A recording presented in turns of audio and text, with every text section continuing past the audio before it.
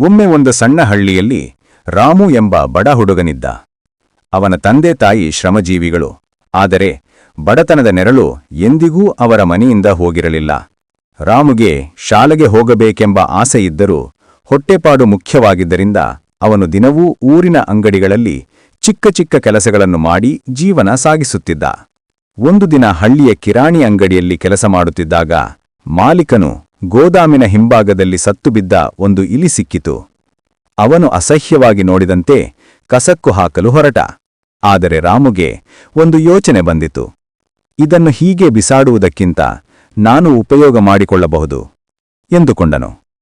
ಅವನು ಆ ಇಲಿಯನ್ನು ಸಾವಧಾನವಾಗಿ ತೆಗೆದುಕೊಂಡು ಹಳ್ಳಿಯ ಬದಿಯಲ್ಲಿದ್ದ ಬೇಟೆಗಾರನ ಬಳಿಗೆ ಹೋದ. ಬೇಟೆಗಾರನು ಇಲಿಯನ್ನು ತನ್ನ ಬೆಕ್ಕಿಗೆ ಆಹಾರವಾಗಿ ಕೊಟ್ಟ. ಪ್ರತಿಫಲವಾಗಿ ರಾಮುವಿಗೆ 2 ಹಣ್ಣುಗಳನ್ನು ಕೊಟ್ಟನು. ರಾಮು ಆ ಹಣ್ಣುಗಳನ್ನು ಮಾರುಕಟ್ಟೆಯಲ್ಲಿ ಮಾರಾಟ ಮಾಡಿದಾಗ ಸ್ವಲ್ಪ ಹಣ ಸಿಕ್ಕಿತು. ಆ ಹಣದಿಂದ ಅವನು ಕಡಿಮೆ ಬೆಲೆಯ ಹಲಸುಕಾಯಿ ಕೊಳ್ಳುಕೊಂಡು ತುಂಡು ಮಾಡಿ ಮಾರಾಟ ಮಾಡಿದ. ಜನರು ರುಚಿ ನೋಡಿ ಮೆಚ್ಚಿಕೊಂಡರು. ದಿನದ ಕೊನೆಯಲ್ಲಿ ಅವನು 10 ಪೈಸೆ ಲಾಭ ಗಳಿಸಿದ. ಅವನಿಗೆ ತುಂಬಾ ಸಂತೋಷವಾಯಿತು. ಈ ರೀತಿ ಪ್ರತಿದಿನವೂ ಚಿಕ್ಕ ಚಿಕ್ಕ ಲಾಭಗಳನ್ನು ಗಳಿಸುತ್ತಾ ಹೋದ. ಮೊದಲಿಗೆ 1 ಟೊಂಕಿ ಹಣ್ಣು, ನಂತರ 1 ಗಿಡ್ಡೆ ತಂಬಾಕು, ನಂತರ 2 ಪೆಟ್ಟಿಗೆ ಸಕ್ಕರೆ.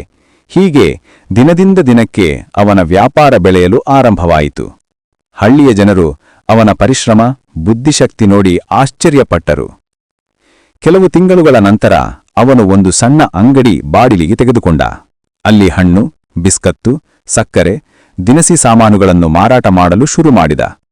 ಗ್ರಾಹಕರೊಂದಿಗೆ ಸದಾ ನಗುತ್ತಾ ಮಾತನಾಡುವ ಅಭ್ಯಾಸ ಅವನ ವ್ಯಾಪಾರಕ್ಕೆ ದೊಡ್ಡ ಬಲವಾಯಿತು. ವರ್ಷಗಳು ಕಳೆದಂತೆ ರಾಮುವಿನ ಅಂಗಡಿ ದೊಡ್ಡ ಮಳಿಗೆಯಾಯಿತು.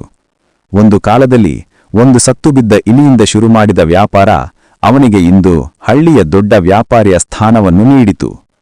ಹಳ್ಳಿಯವರು ಅವನ ಕಥೆಯನ್ನು ಮಕ್ಕಳಿಗೆ ಹೇಳುತ್ತಾ, ಬುದ್ಧಿ, ಪರಿಶ್ರಮ, ಅವಕಾಶವನ್ನು ಸದುಪಯೋಗ ಮಾಡಿಕೊಳ್ಳುವುದು ಜೀವನವನ್ನು ಬದಲಾಯಿಸಬಹುದು ಎಂದು ಬೋಧಿಸುತ್ತಿದ್ದರು.